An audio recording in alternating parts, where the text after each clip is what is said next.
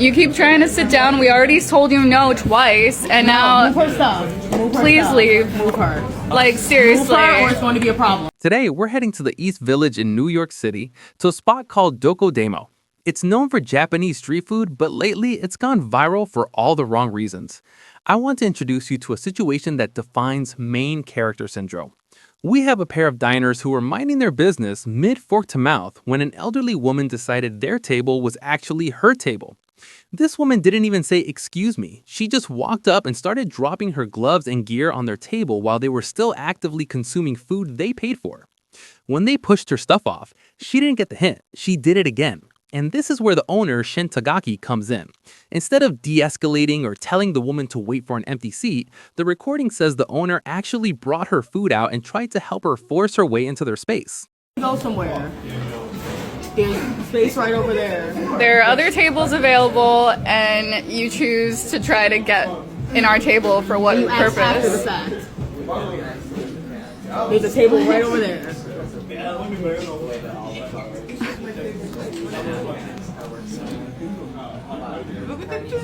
Oh, this is yours? Yeah, they put it on the floor. Because she didn't ask. You keep trying to sit down. We already told you no twice, and now Move her stuff. Move her please stuff. leave. Move her. Like, Move seriously. her or it's going to be a problem. So this is just being here.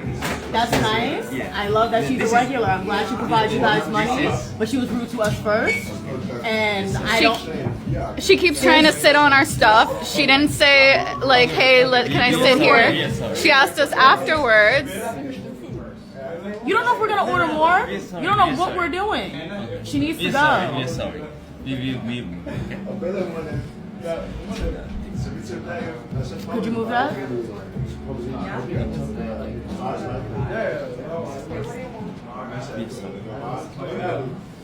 Is giving entitled.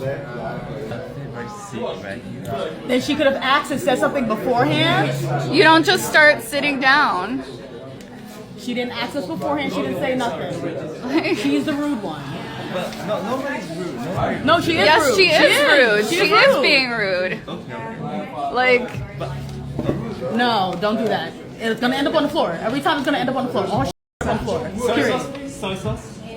Period. okay, and now I'm gonna ask for my change because now we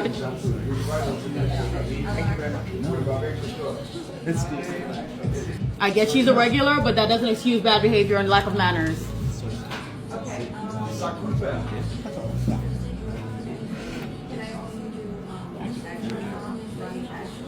seriously.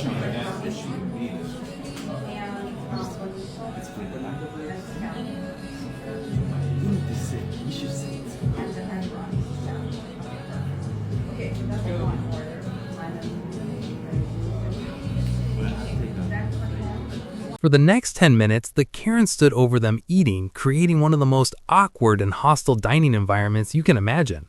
It wasn't just a quick mistake. It was the sustained effort to make these patrons feel unwelcome in a space they paid to be in. Since this video dropped, DokoDemo has basically been ran off the internet. Their social media accounts have become a total war zone.